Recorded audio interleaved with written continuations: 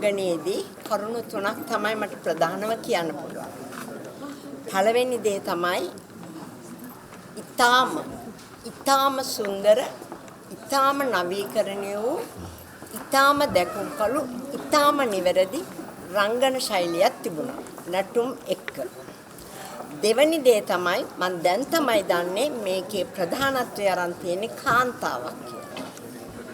එය අම්මා කෙනෙක් වශයෙන් උත් සමාජයේ ලොකු ඉහළට යා යුතු ගමනේදී කාන්තාවගේ ප්‍රමුඛත්වය කෙතරම් තිබිය යුතුද කියන එකට මා අද ලබන සතුට.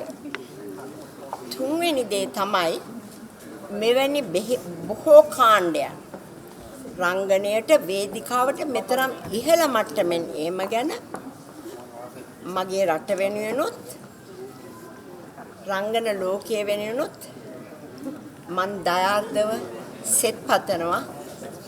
සාප වෙන්න එපා කුයන්ගේ සාපේ වඳින්න එපා නම් විශිෂ්ටත්වයට පත් වෙන්න කියලා. තව එකම දෙයක් කියන්න ඕනේ.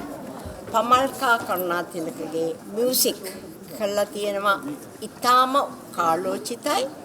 මේ රංගනයට සහ මේ වස්තු විශේෂයට ඊටාම උචිතයි. ඒ නිසා මම ඔක්කොටම සෙත් පතනවා මේ ගමන තවදුරටත් යන්න ලැබෙන්න කියලා. තුන් සරණයි හැමෝටම.